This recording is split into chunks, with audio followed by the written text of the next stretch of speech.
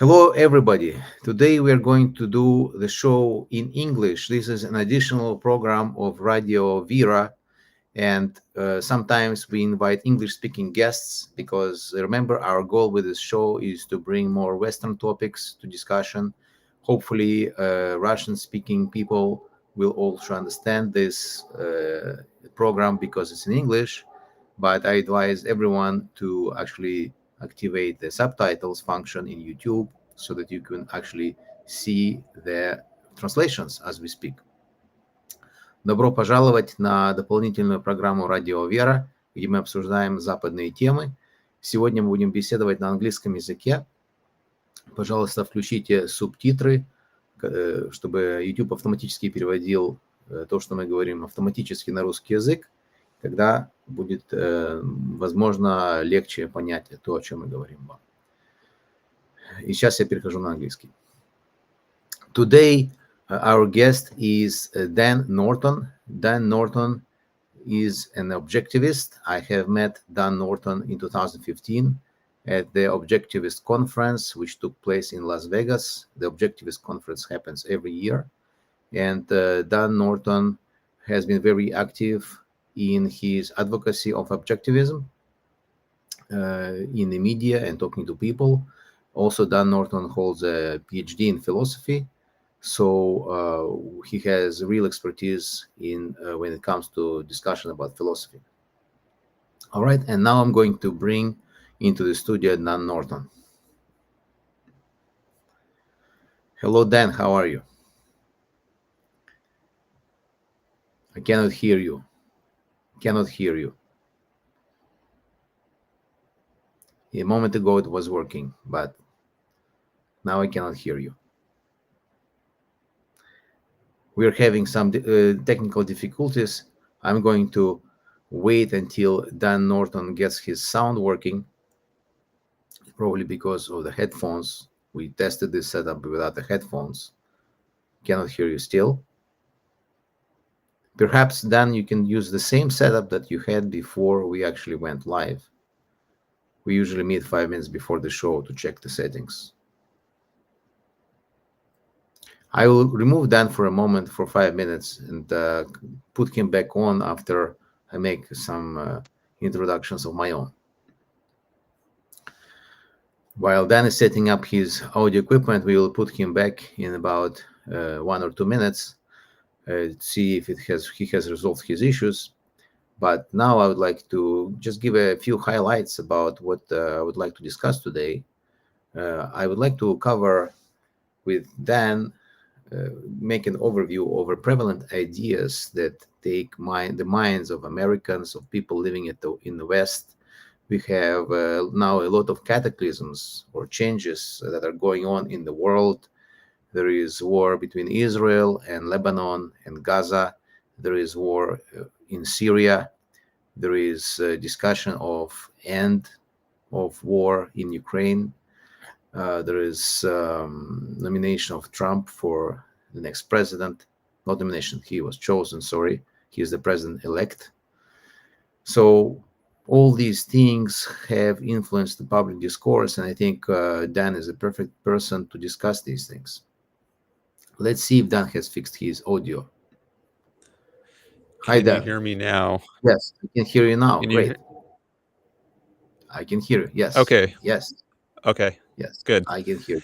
Sorry about that. I'm not sure what happened. All of a sudden, my AirPods stopped working, and now they're working again. So hopefully they will continue to work. Great. Well, it's good that me and you, Dan, don't believe in ghosts. Otherwise, people say it's a ghost. Then we'll have to pray to God or something. Or the Descartes demon. The demons. So, Dan, I don't believe in supernatural. Exactly. Then, what do you think about the state of ideas in the United States and America or the West today in general? Is it improving or is it getting worse? That's a big question, and I don't think it's obvious on net balance whether things are getting better or worse overall. There's just so many things to consider. It's a huge subject. So I think in some ways things are getting worse in the world. I mean, we've seen, like, for example, the Putin's invasion of Ukraine, or Hamas's attack on Israel, just slaughtering innocent people. There's all kinds of problems in the world, and yet at the same time, I think there's lots of good things in the world. I mean, right now we're having, despite some technical difficulties, we have this amazing technology that enables you and I, who are, I don't know how many hundreds or thousands of miles apart, to have this conversation, which Yeah, would have seemed like a total fantasy yeah. hundreds or thousands of years ago, yet we were able to do this. So there's all kinds of good things and bad things, and um, I have ideas on how to make the good things continue and improve further and diminish the bad things, which gets into my philosophy of objectivism, which I learned from Ayn Rand. Let me ask you first. Do Yeah. you think this technology that we have now, we have YouTube, we have ability to stream, anyone can express his opinion, has it actually helped? Because we actually now have much more opportunities for people with bad ideas to stream their bad ideas. They are not filtered at all, while before, there were a few media channels, and the people who actually ended up speaking at these media channels, they had to be somewhat reasonable about what they say. Their speeches had to have some kind of logic to them. But now that's not quite the case. Yeah, anyone can jump on Twitter or social media and express their viewpoint. There's not just, like, in America, there used to be the three big networks, NBC, ABC, and CBS. And it was very hard for anyone else to break in. So it's kind of a double-edged sword. On the one hand, you might think it's bad because any random person can just state their opinion, no matter how crazy it is.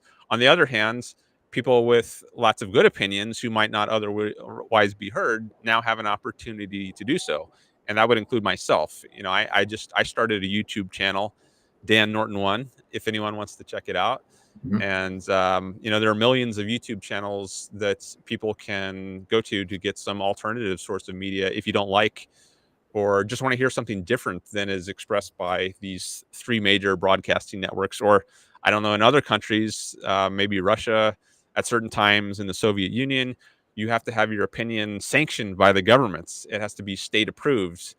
And if you're not approved by the state, you could be jailed, or worse.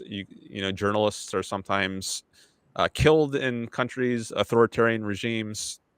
So I think on net, it's good that we have these tools, but each of us as individuals just has to use them wisely and use our own judgment. We can't assume that anything we see or hear on the internet is true. We have to use our own independent judgment, our own faculty of reason, our minds, and think about, does this really make sense?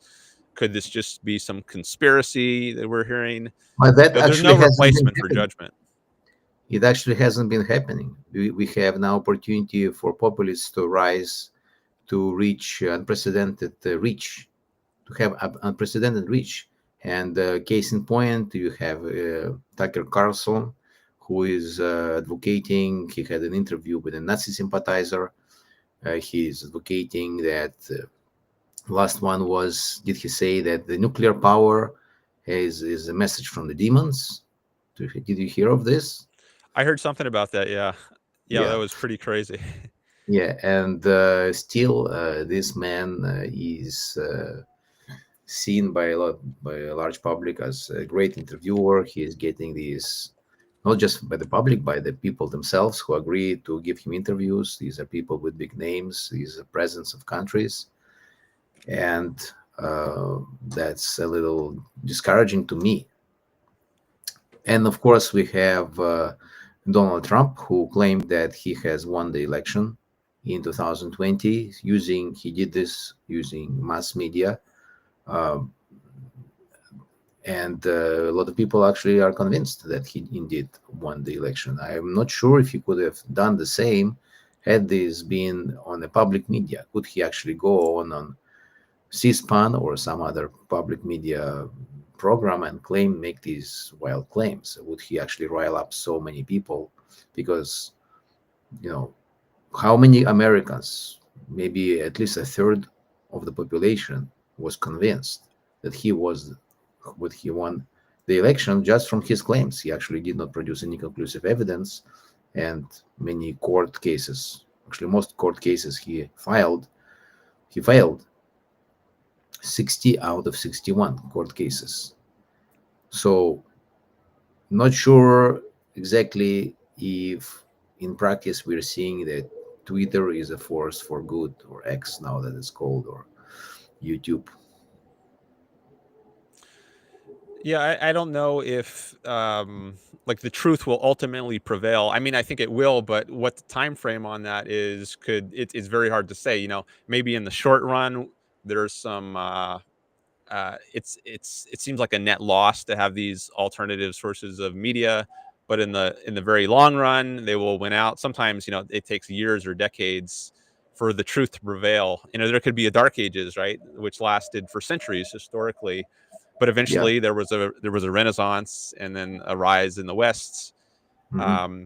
So I think there are some very troubling signs right now with the rise of Trump, who I'm strongly opposed to. I mean, I think the best example of being that he tried to steal an election, at least on my reading of things. I don't follow super closely, but I think it's a widespread view that he did try to steal an election. Also, unfortunately, I would say widespread that he did not. You have lots of his defenders. Mm-hmm. And I don't know how this is going to shake out in the next few years during his next term. But I think in the very, very long run, it's better that we have these technologies than that we don't. All right. Well, jump from here to your personal experience, that you actually targeted some of these big YouTube shows, like Sam Cedar show. And how many subscribers does it have? 2 million? Around 2 million? Last I checked, the name of the show is The Majority Report with Sam Yeah. Cedar. This is a leftist kind of news and politics show. And the last I checked, they had like 1.6 million subscribers, something like this. That's still And a I've very called large. into this show several times, and I like to engage in debates and discussions with people who have alternative views. So this is a way which I'm using these technologies to break into spaces that have ideas very opposed to my own, of Yeah. my ideas of reasonism. And when I've gone on these shows, I've gotten a significant uptick in subscribers. So a lot of people, probably the vast majority are or at least a large majority, are very opposed to what I'm saying, and they wouldn't. There's not really a chance of changing their minds, but there might be. When you have over 1 million people, that's a lot of people, and so there might be a small minority or fringe Yeah. among them who actually are open to different ideas. And I've gotten upticks in subscribers when I've gone on those shows. So maybe some of his audience has come over to my That channel. the audience, sorry to interrupt you, which means that the audience of these shows, which are the leftist audience who heard you and you would not expect them to agree with you, actually found it interesting enough and challenging enough to go and subscribe to your channel. Yeah, and some of them might just appreciate a civilized, polite discussion. I try to do that. I'm often treated, I would say, not with the best respect when I go on these shows. They will try to mock or ridicule guests sometimes. Yeah. But I think when they do that, it often it reflects badly on themselves. And if you go to the comment sections of some of these channels, they'll say, like, I generally agree with you, but you didn't treat this guy well. That you make yourself look kind of like a jerk. And some people might appreciate the kind of civilized approach I try to take. And some people have said that in comments when they subscribe to my videos. You generated results of your phone calls, generated thousands of comments. Is that true? Yeah, in some of the videos, my largest appearance on his show, last I checked, I think it had over 250,000 views, and maybe somewhere around 2,000, excuse me, 2,000 comments. So yeah, it does get a lot of attention and gets a lot of discussion going. I mean, a lot of the discussion I think is just silly, and the comments aren't worth very much, but there is substantive discussion mixed in with all the silliness. Would you advocate your approach to other people who are thinking to get into streaming or public media? They have some ideas. Maybe these are objectivists. Maybe these are just people who disagree with what is being said, and they just want to try to challenge the points of view. Would you recommend them to do this? Or is it very discouraging and depressing afterwards that they made fun of you and you have to kind of cool off for a few weeks? It doesn't really bother me much, personally, but everyone is different. People have different personalities and they have different goals. For me, I'm most concerned with just getting the truth out there, and so I'm willing to undergo some ridicule. I think it's BS. So it's like if someone says something about you that is just obviously not true, you can just disregard it. And it might make that the person who's doing the name calling or the insulting, it makes them look bad, although they think they're making you look bad. So I put the priority on just getting the truth out there, and then people whose opinions matter, I think what I say will more likely resonate with them. That's who I'm trying to reach. I'm not trying to change the mind of the hosts or a lot of the people who listen to the show. It's the minority of people who are listening who might be open to new ideas. But that said, sorry to interrupt. Everyone who is listening to us, if you go to Dan Norton's YouTube channel, he has a copy of each of the excerpts from the big shows he called. It's true that most of these experts actually posted on their own shows, on their own YouTube channels, but it's harder to find. If you want to actually find it all in one place, you can go to Dan Norton's YouTube channel. You will find a lot of these excerpts, most of which are about the Some Cedar Majority Report show, where Dan is calling in and challenges the host, challenging the audience. And it's not just one guy. It's not just Some Cedar. There are about 3 or 4 people there in the studio, and they're all making fun of Dan's phone call. They try to ridicule him, but Dan is steadfast and he is calm about it, and he just answers the questions one after another, resulting in overall these channels thinking, well, gee, that was a interesting phone call. Why don't we cut it out into a separate video and post it separately on our channel, which is very encouraging, because if they didn't think much of your phone calls, they would just not do that, right? But they did find it necessary to cut it out and repost it as a separate short. All right. But related to this, do you think there is a rudeness culture on Twitter, on YouTube, in the comment section, that people will actually, or below some articles on, say, on Forbes, that people will be more rude in the comment section than they are in real life? Like if you meet this person in real life who doesn't agree with you, he's not going to say to you what he allows to say in these comments. Yeah, I think, there is certainly a lot of rudeness there. And I think the maybe part of what fuels it is the fact that you can just have a screen name, which doesn't identify who you are. These are just anonymous people. Yeah. And so their reputation is not tied to what they say. So they can just spew all kinds of venomous nonsense, and it's not going to harm them in real life because no one knows who this person is. Yeah. So this is, again, kind of a double-edged sword. On the one hand, people might hold themselves to a higher standard if their name is attached to what they say. On the other hand, you might be penalized in real life for saying something good, or at least something you might think is good. Yeah. Like if you want to criticize Putin or something, if you live in an authoritarian regime, you want to be free to voice your view, but you don't want to be thrown in jail for it.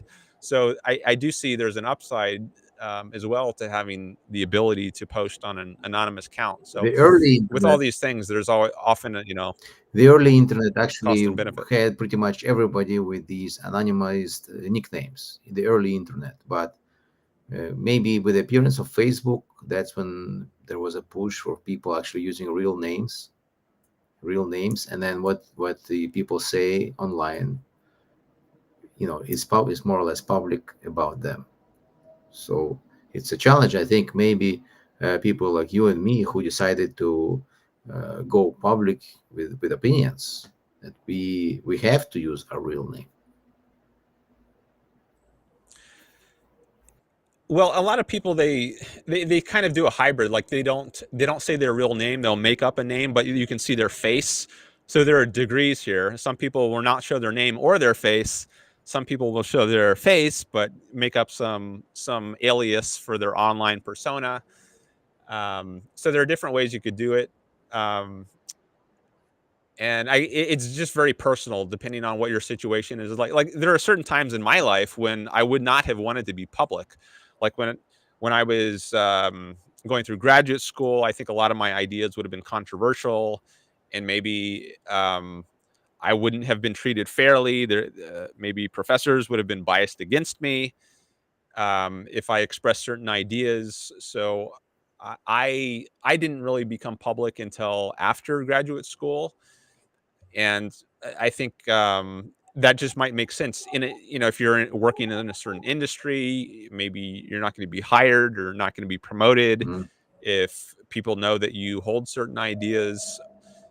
So I think it's just a very personal decision as to whether it makes sense in your context to be public or not, Yeah. and you can use or abuse that. So I think individuals just have to decide for themselves what's best for themselves, and then given what you're going to do, even if you're going to be anonymous, I don't think that means you should start acting irrationally or defaming people. You should still behave well, but if you don't, there are mechanisms you can use to fight against that, like blocking. I'm very liberal when it comes to blocking.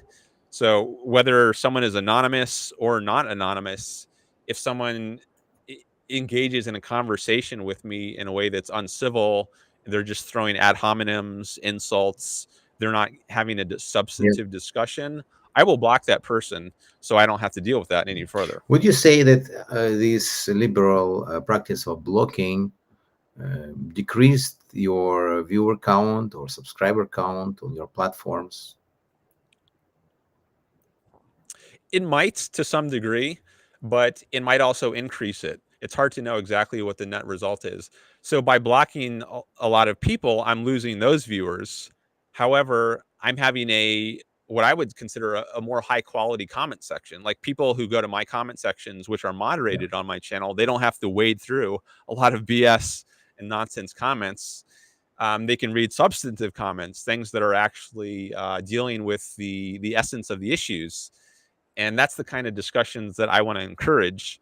So I don't know what on net is the result in terms of viewer count, but I think it fosters a healthier Let discussion. me ask you, maybe you can give us a brief overview. You started from having no public presence.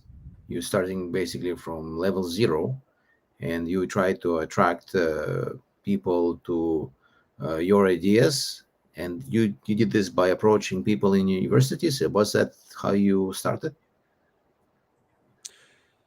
Yes, when I first started my YouTube channel, this was about 5 years Yeah. ago in 2019.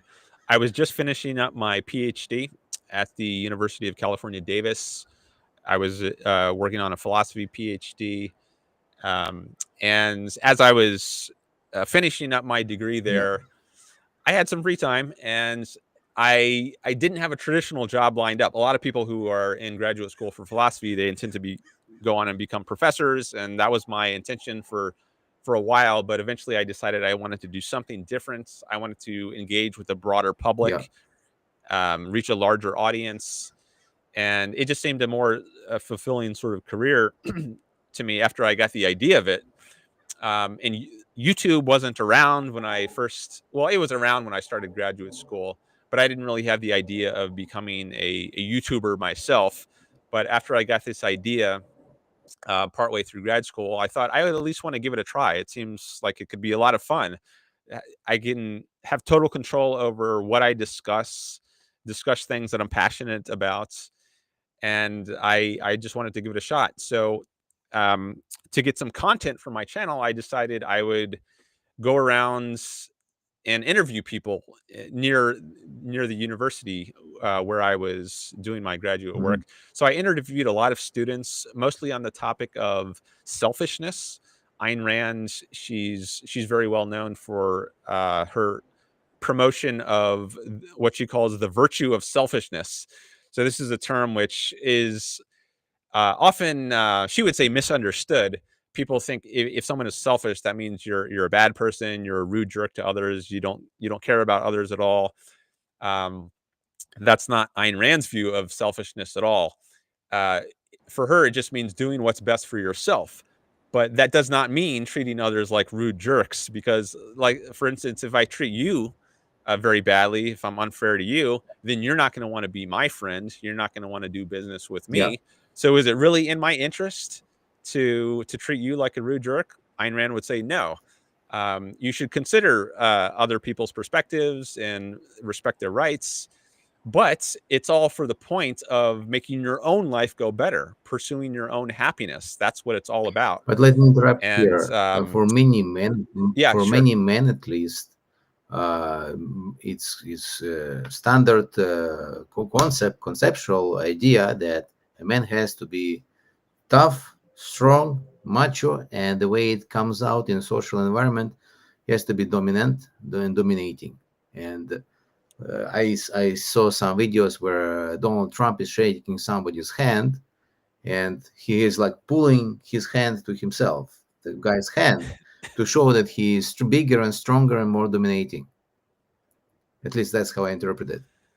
And so for many people, from at least men, when they are being rude to people, it's not to treat these people badly for no reason at all, but it's to assert dominance. Is that a bad idea from a point of view of objectivism? Should basically men act like pacifists, or like very friendly terms? Because I don't know if you know, but usually men become friends after they have a fight and they beat each other up, because then they showed that none of them afraid of the other, and they are equal. They're equal physically, at least, and they are equal in reserve. They're actually willing to go and punch each other's faces, and they will not back down. You can see it in many movies that, let's say a man takes someone else's man's woman. Maybe the woman wanted it, but then when these two men meet, they do have to have a fight. And we saw this in this Sex in the City TV series. I don't know if you've seen that, but there are two strong men, the Mr. Big and the guy who is making chairs, and in the end they did have a fight over the woman. But the woman did make her choices already. The woman didn't need that fight, but it was important for the TV people to put this in the script, that these two men had to fight it out. And only after that they became friends. So when you're saying what you're saying, my question is, well, how do you actually interpret it in real life? Well, there's a lot that goes into how is it best to interact with others. I certainly wouldn't say be a pacifist. I think it's important to stand up for yourself, to engage in self-defense, either intellectually or physically, if you're physically attacked. So part of my view is that, which I got from Ayn Rand, is that you don't initiate force against other people. You don't coerce them. However, you can use retaliatory force. So if someone initiates force against you, then you can fight back. If it's an emergency, you can do it yourself. Otherwise, you can call the police if there's time to wait. But you don't just sit there as a pacifist and let someone pummel you. Now, if you accept many of the dominant ideas of morality that many people hold, at least pay lip service to, like altruism or Christianity, many people get their ethics from religion and Christianity in the West, especially. So in this worldview, you should turn the other cheek. be like Jesus. And he said, love your enemies, even not just your neighbors. Now, I don't think that's very conducive to your own self-interest. If you're going to love your enemies, I think that gives them a license to take advantage of you, exploit you. And I think that this actually manifests in the way that in world affairs, like, for instance, if Israel is attacked, they don't mount a full-throated counterattack. They'll push back against Hamas for a while, but then they might agree to a ceasefire. We don't want to be too strong and domineering, because we're the stronger military, and the world often has a sympathy for the weaker party. You might see this as an altruistic kind of view. So, as a proponent of a morality of self-interest, I think it's important to stand up for yourself, not be a pacifist, but also not be initiating aggression if someone hasn't aggressed against you. Instead, it's better to act as a trader and have win-win kind of interactions. So we might be, allies with some other country which is also engaged in peaceful trade. But before we jump into politics, I do want to tie a knot on that point, is that you would say that this behavior that Trump does with pulling when he's shaking hand is not good. That it's much better to have like a normal handshake with respect to another man. Would you say that? I haven't thought much about the philosophy of handshakes, but I saw one recently where he was kind of contorted. His arm is going down, and it looked very, very strange. And I don't know if phony is a good way. But it represents his general approach to the way he deals with people and what he thinks of people. He respects authoritarian leaders. He respects at least dictators. That's what he says. When Kamala Harris made fun of him, saying that every person who worked under you, including generals, said that you're a disgrace, he said, well, Viktor Orban doesn't think I'm a disgrace. He's a high opinion of me, something like that. That was during the debate. And we know that he said I respect Putin, something like that, in his previous presidency. And the general, when he was arguing that he won the election, the previous election, not this election, the previous 2020 election, he was dominating or manipulating, maybe scaring people who are under his not direct command, but people in the Republican Party, that they have to support him, saying that he did win the election, saying, well, if you don't give me 11,000 votes, he said to one of the people, I can forget the name, it's hard to remember the name, but he said, if you don't give me, I think it was governor of some state, if you don't give me 11,000 votes, I'm going to, it might be criminally liable. And then also, in the same vein, his son went on TV, on I think Fox News, and said that, well, if you don't support Trump in this claim, then your political career is over. That's his son, but still, it's the ideas that emanate from Trump. So would you say that this is not the right behavior, not the manly behavior?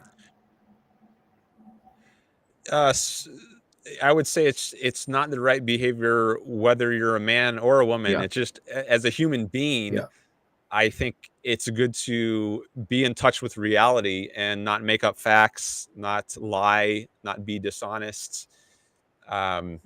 Unfortunately, I think Trump and many of his followers are not honestly facing the facts. I think there's a lot of delusion, particularly surrounding the 2020 election. I think it might have been Georgia, the state where he asked to find me these however many thousand votes was needed. And then I heard that he made this slate of fake electors to get certified in order to pretend that he really had the legitimacy, which he didn't have.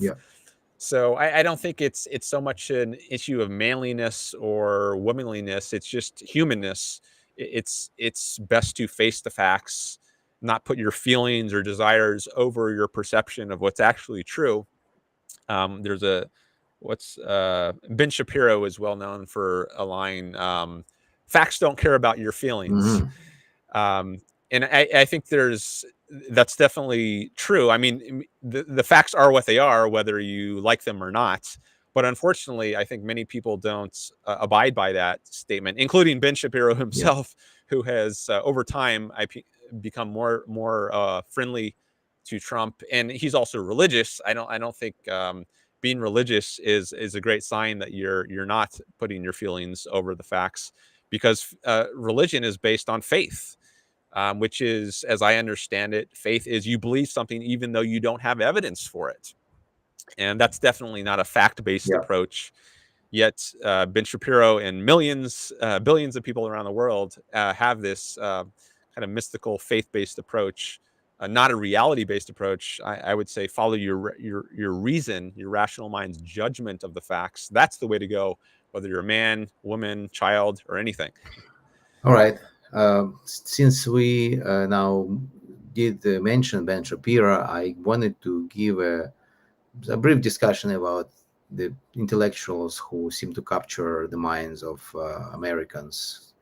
These are YouTubers. This is Sam Cedar, who runs a show with, as you said, 1.6 million subscribers. This is Bill Maher. This is Jordan Peterson. This is Ben Shapiro. This is what is that atheist? Forgot his name. Always forget. That is this is the one who denies Richard Dawkins or Alex O'Connor. Yes. I'll remember the name. Sam Harris. That's it. Sam Harris, exactly. Sam Harris, yes. Okay. So these people who seem to capture, and also Lex Friedman, now that he has been able to invite presidents to his interview, people think highly of this show when they come. Let's maybe take it in the order that seems most natural. What do you think of Ben Shapiro in general, his position? Because since we started talking about him. So all of these figures I've seen bits and pieces of. I don't follow them very closely. I don't watch a ton of their content, but I have at least a small sampling of them. So, and I might say this about many of them, but I would say they're mixed. I think Ben Shapiro has some very good things to say. I think he has been influenced by Ayn Rand, and I think that comes through and at times, many times, in his advocacy of free market policies, capitalism, his defense of Israel. However, there's also another side which I strongly disagree with, which is his religious side, which I've already mentioned, but also not just his religious side. He's become more pro-Trump. I think he used to, back when Trump was first elected, he was, I don't know if he was a never Trumper, as many people call themselves. But I think he was at least not as pro-Trump as he is now. I think he's become more pro-Trump, maybe because he thinks he can build a larger audience that way, which might be true. But I don't think that's the most fundamental consideration one should use as to what one's view should be on a politician. Can you explain this phenomenon actually that we are observing? Many intellectuals, or not even intellectuals, people with a name and people who seem to have an independent opinion, basically, or going in openly supporting Trump, like Dr. Phil, for example. While Dr. Phil is excellent, for example, on Israel, there was a debate on his channel where he defended the right to Israel to defend itself. Seems like a reasonable guy, but he has not challenged anything that Trump said. He appeared with him, he supported him, and we see this widely, that people stop criticizing him because, well, now that he is a president-elect, that's it, game over. We should no longer criticize Trump. We should just support Trump since he's the president. Is that the idea? I think some people might they don't have any firm principles. And depending on who's in power, they could change their view. Excuse me. I don't know about Dr. Phil. I don't follow him. But I think some people have seen Trump just as they're opportunist. So it might not be that they particularly agree with Trump, but they just think they can become more famous and powerful if they bow down, kiss the ring of the person who is currently in power. This might also happen with corporations who make donations to different parties, depending on who's currently in office.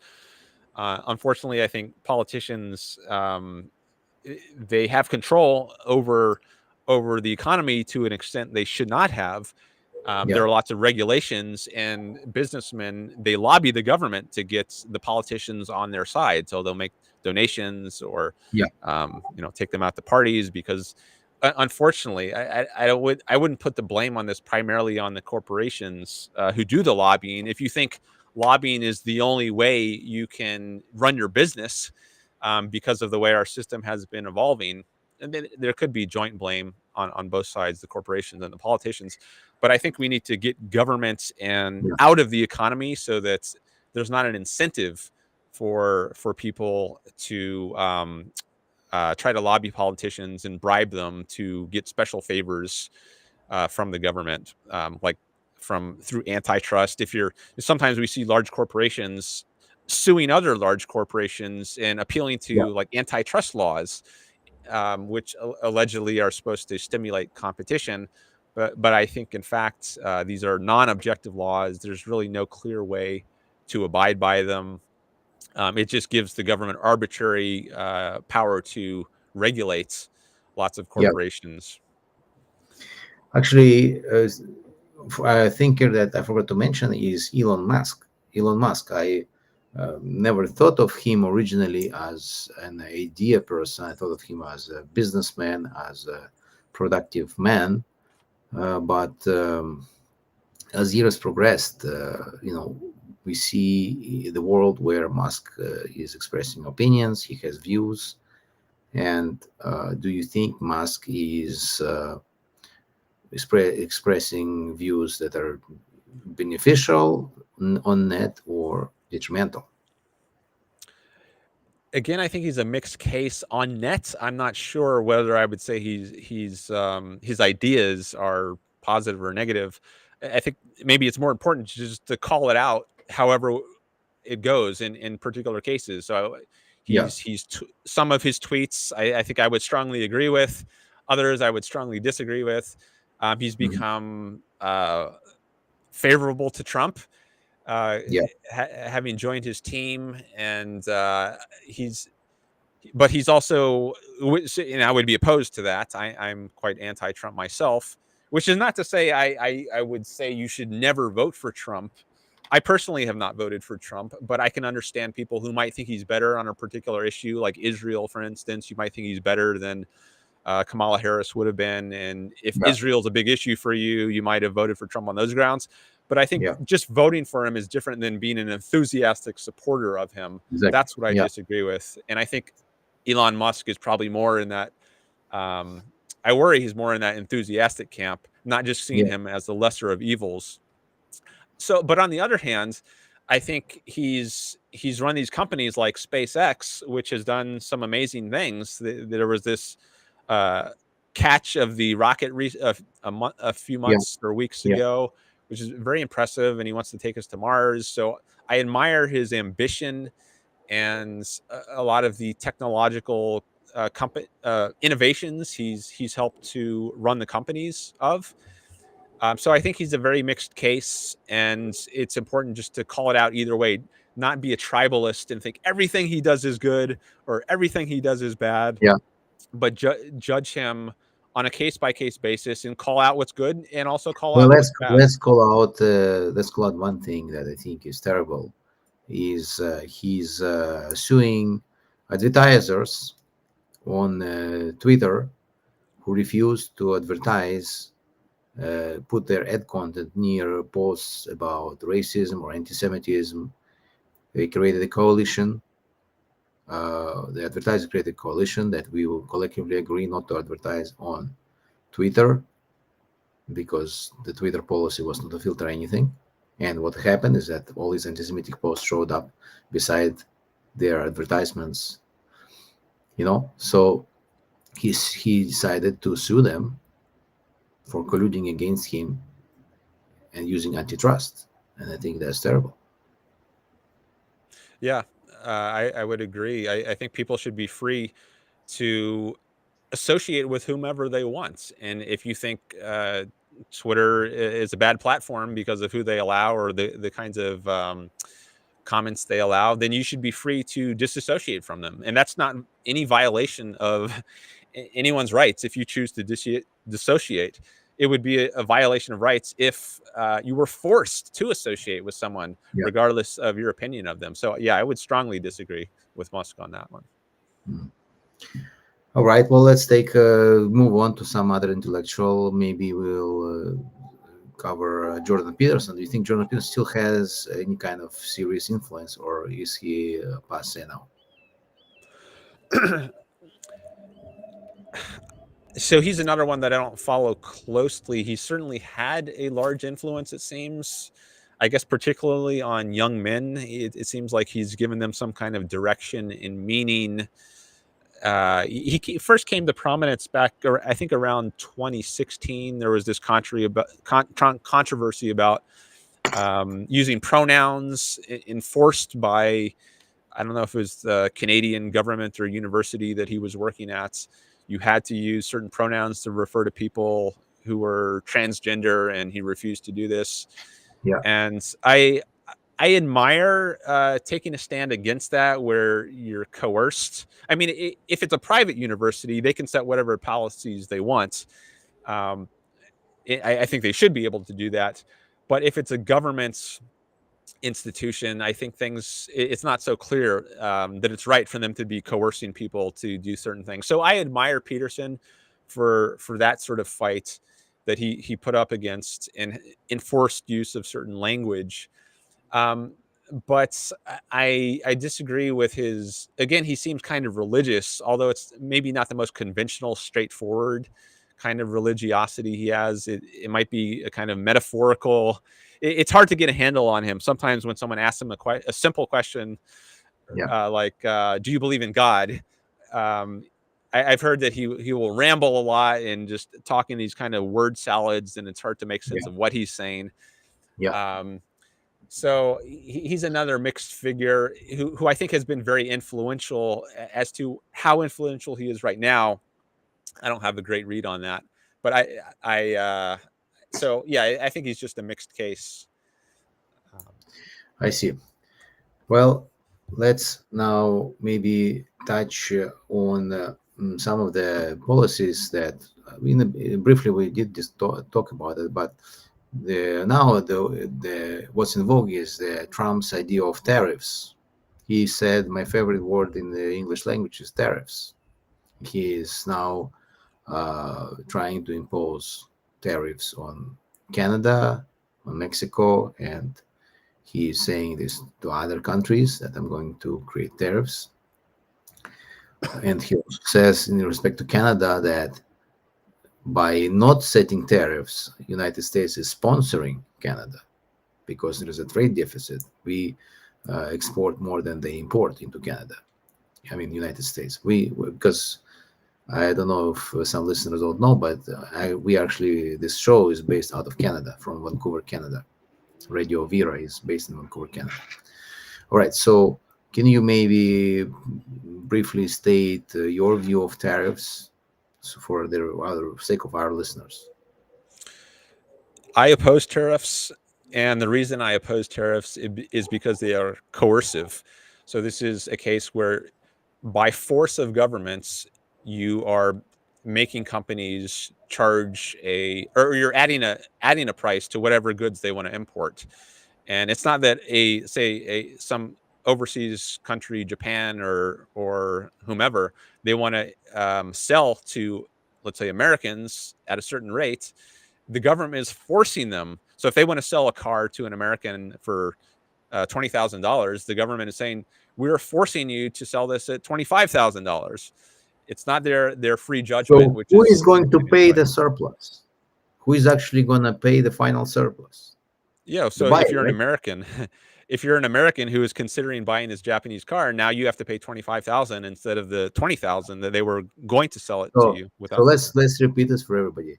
What Trump is saying when he advocating for tariffs is that, the people in Japan or China or whatever, when they sell you a car in the United States, they will have to pay a penalty of $5,000. What was actually going to happen that you, the buyer in the United States of the car, will pay $5,000 more for that same car. The penalty is on you, Mr. Buyer. You will be paying more, right? Yeah. He is The not Japanese penalizing company, Japan or Chinese manufacturer. You're not penalizing because they're just going to raise the price to cover those tariffs. The reason is just the reason they price the car what it is. That's how they make profit. If you're going to make it more expensive for them, they will raise the price to continue making the same profit, which means that you will buy it more expensively in the United States. Now, I think what does Trump hope? That someone will produce the same kind of car within the United States, and now it will cost, if it's made in the USA, $20,000. You think it's likely to happen? it depends on, what is the market like in the US. So US manufacturers of cars, they might see an opportunity. And now that Japan is being penalized, we can get away with raising the prices of our own cars up to the threshold, but not exceeding. But then that's now going to make things more expensive for the Americans who are buying from American car manufacturers. So Americans are still being penalized. Hold on. Why would it be more expensive for Americans if they buy from American manufacturer? I did not follow that point. Can you repeat, please? So if Japan raises their, they have to sell at $25,000 instead of $20,000. Now maybe a American car manufacturer who let's say they had previously sold cars at 15,000, they now know they can raise their prices to 20,000 because they're not going to face the competition from the Japanese. Yeah, exactly. So now they can raise their prices, not because they were forced to by market forces, but just because arbitrarily these tariffs were set, and now American car buyers have to pay more. The American buyer will have to pay more for a worse car. Yeah, or at least a car that's was previously valued by the market at 15,000. Now it's arbitrarily valued at 20,000. But usually cars are valued by the market for a reason. If a car that costs 15,000 is like that because it's worse by some parameters than the car that goes for 30,000. It's just different kind of cars. Yeah. All right. And the government shouldn't be bailing out companies if they fail, not just producing inferior cars, but their ability to stay in the industry at all and produce any cars. Back in, I think it might be the 70s or 80s, I think Chrysler was bailed out by the governments. And this is forcing taxpayers to subsidize the production of cars they don't want, as judged by market forces. Right, because again, the rhetoric is here. We have to produce everything within our own country. We have to be completely self-sufficient. We don't need anybody else. And even if someone else makes it cheaper and more effectively, no, we will make it in our country and we will beat them on every level, on effectiveness, on quality. I mean, what's wrong with that philosophy?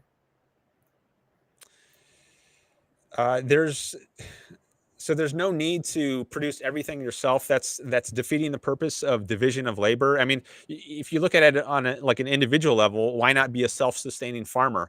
Why not produce all your own food, your own vegetables, your own meats? Yeah. Why not build your own furniture? Why not produce your own car? Yeah. Because it's very inefficient.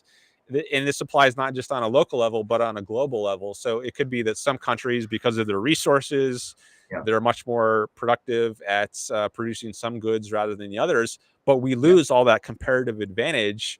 We lose the advantage of the division of labor when we try to do everything ourselves.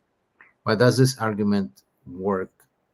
Your analogy of a farmer, does it actually scale to the country? Can we say, well, the United States is a big country. We can produce everything. We can have our own factories that make cars. We can have our own farms that make all the wheat. We don't need to import anything.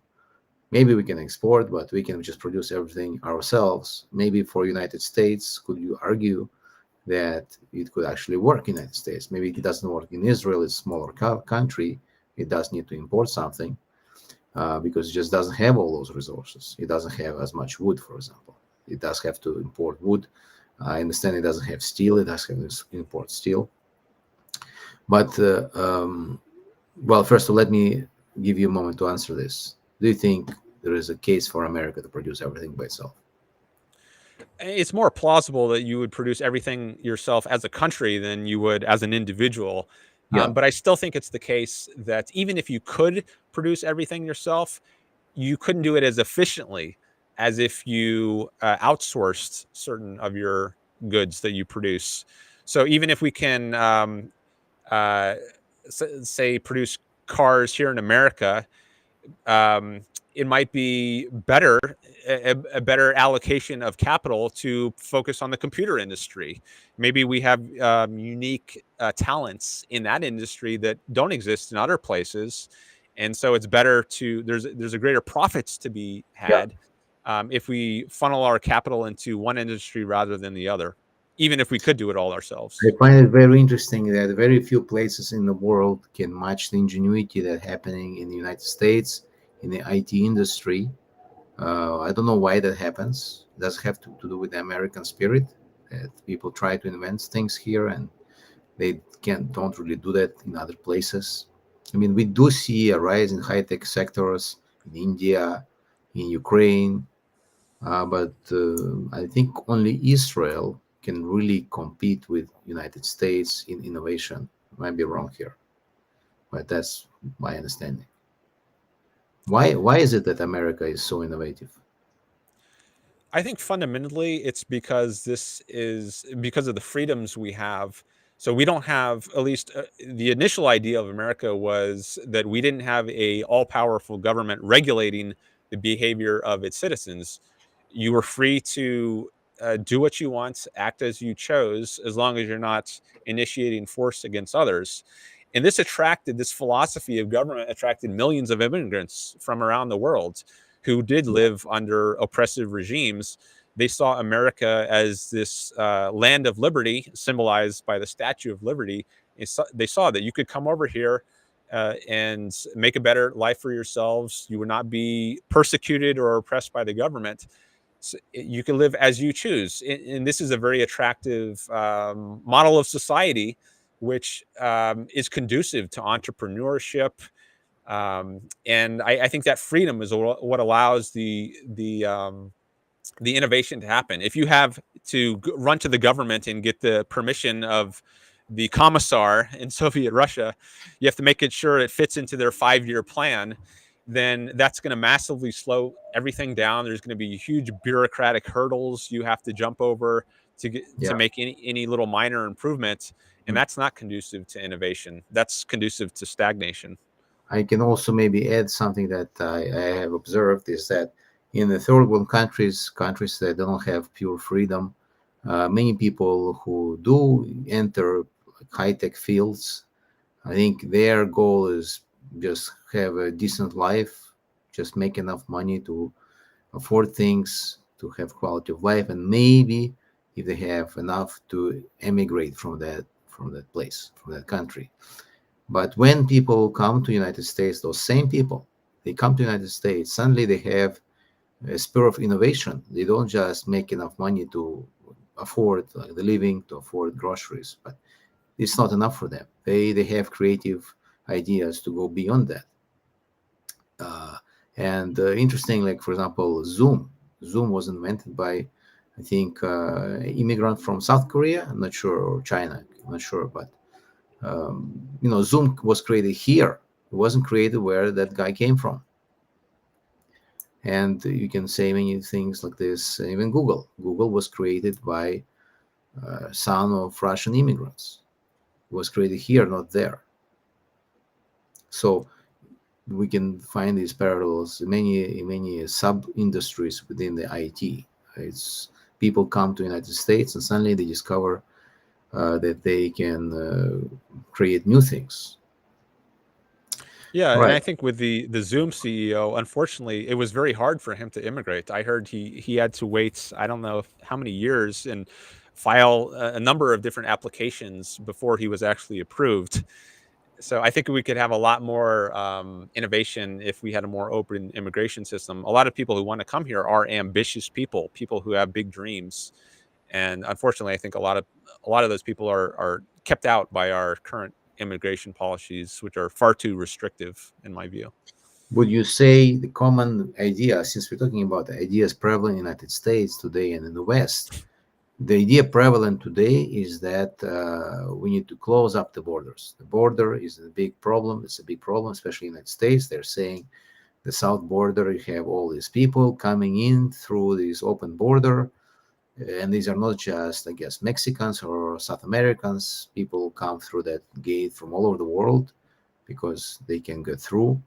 And the whole campaign that Trump had was on fixing the border situation. And the main criticism of Kamala Harris was that she let the border wide open. She mismanaged the border. And the greatest evil in the world are the immigrants or the migrants or the illegal immigrants. What can you say about this topic?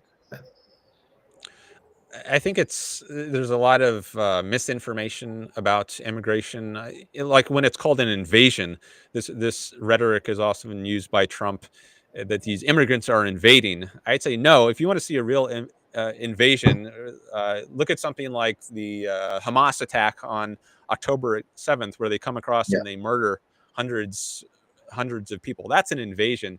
So I think it's a smear term, which is used to rile people up, get them afraid, and maybe scapegoat would be a term to apply here. I think America definitely has problems, but I would not put the blame of these problems on the immigrants, who I think are largely peaceful. Certainly there are some criminals, but there are some criminals in America already. I think most of the people who are coming here are just people who are trying to live a better life for themselves. They're coming from some third world country where they could be stuck in poverty for decades or their entire life if they don't get out, and their only way to immigrate is illegally. A lot of the rhetoric around this topic is we're not against immigration at all. It's just the illegal immigration. But if you make it so hard that it's impossible or nearly impossible for millions of people to immigrate, then it's understandable that people would not try to do it the legal way. It's just too hard. So they come here illegally. It should be like over 100 years ago. All you had to do pretty much is jump on a boat, pay your ticket, and then they might inspect you at Ellis Island to make sure you don't have some contagious disease. And if you don't, you're in. Well, another argument, they say that, well, these people are just coming here to mooch. If you would not give them welfare or something, or in any kind of form, it's not called welfare, it's called just like money that they receive. They get free hotel, they stay in a hotel, it's all sponsored for them. People say, well, wouldn't even come? Well, they shouldn't. So I don't think they should get welfare. So mooching off of the government is not a good thing. We shouldn't be forced through taxes to support them. But I think that applies to anyone. It doesn't matter whether you're an immigrant or an American. You shouldn't be able to mooch off of welfare. But another problem is these people aren't allowed to work often. It's very hard to come here and legally be allowed to work. So what I think we should do is not give them welfare, but do allow them to work. And then they can be self-supporting. They don't need to be parasites on other people. Who they can earn an honest living for themselves. And I think that's what most of them probably want to do. You think that the United States can support this kind of inflow of people if they had the work permits and they could actually work?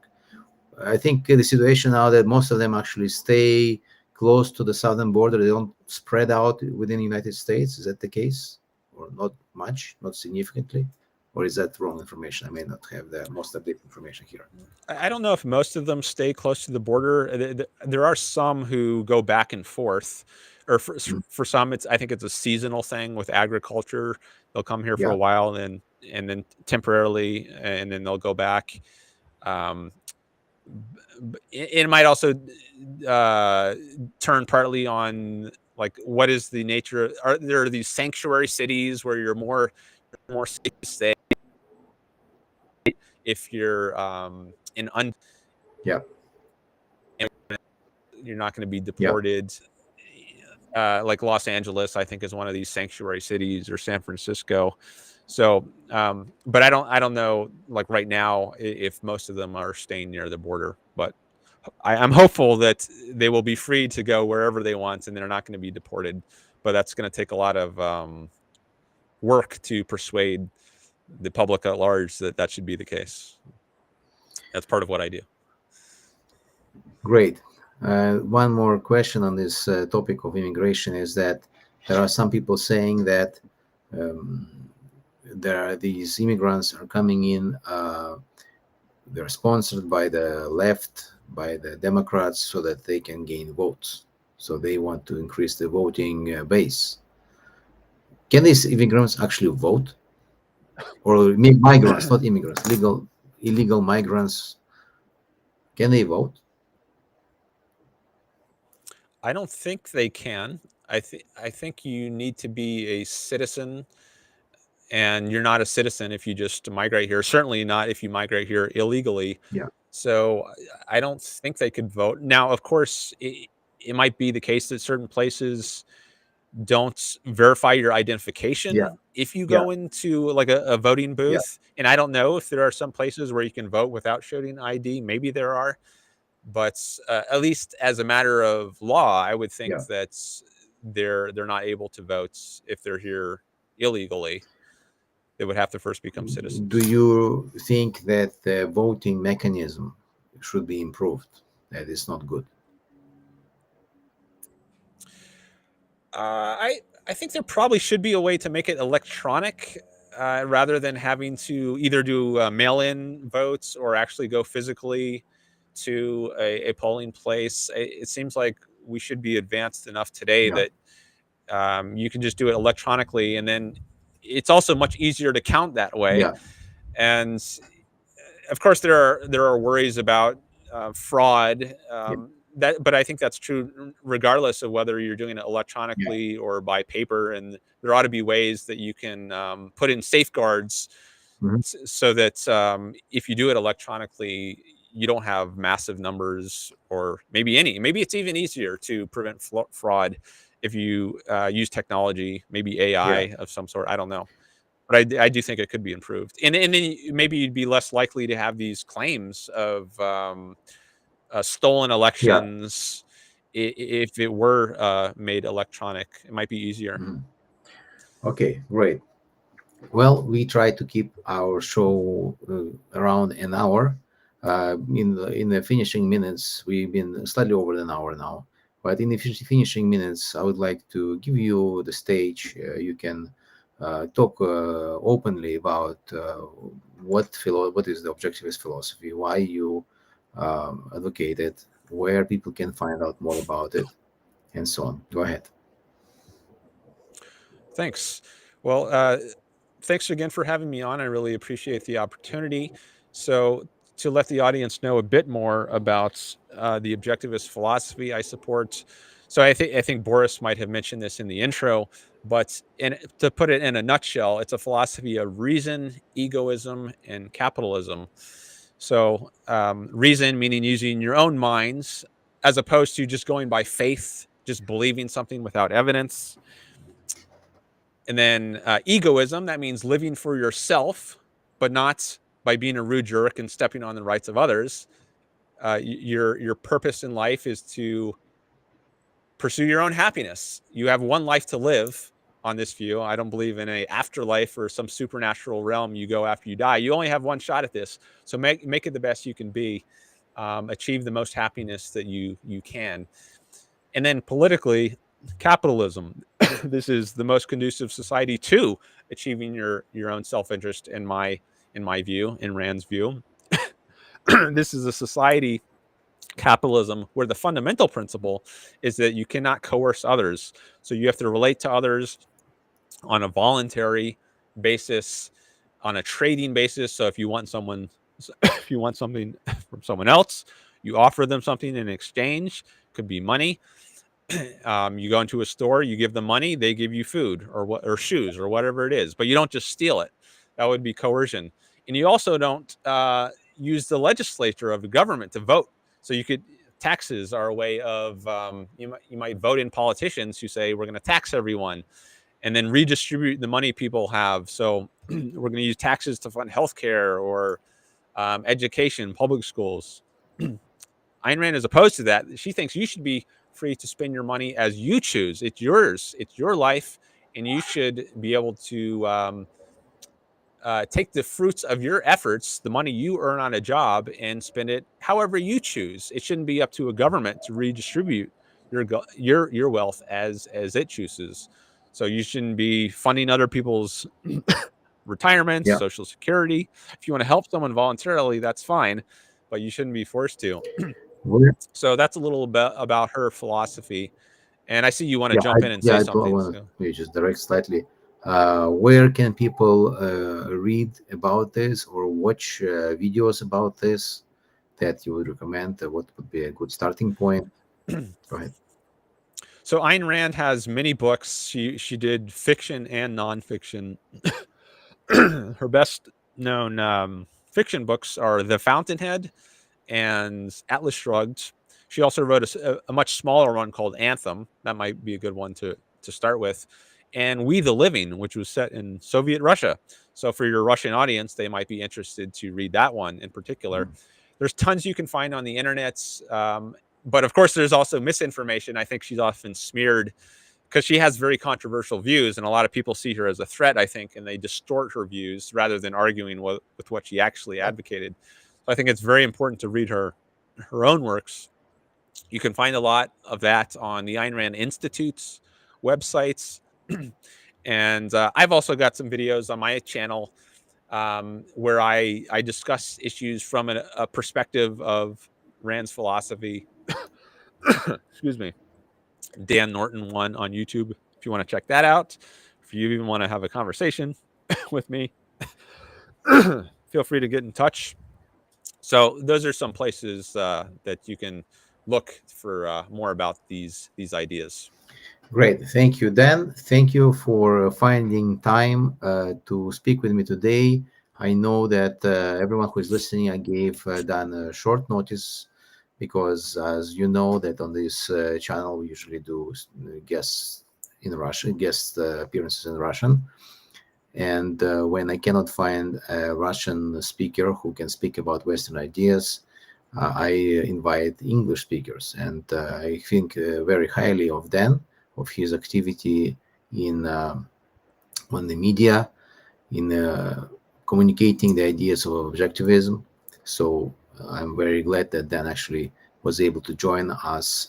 So with so little notice, thank you very much, Dan. I encourage everybody to go and check out Dan's YouTube channel. He has some really interesting videos when he approaches students on the streets of universities. He asks them provocative questions. He has videos where he calls big YouTube shows with hundreds of thousands of viewers, and he asks questions, challenges everybody there. He holds his own very well. So thank you very much, Dan, and to all our viewers.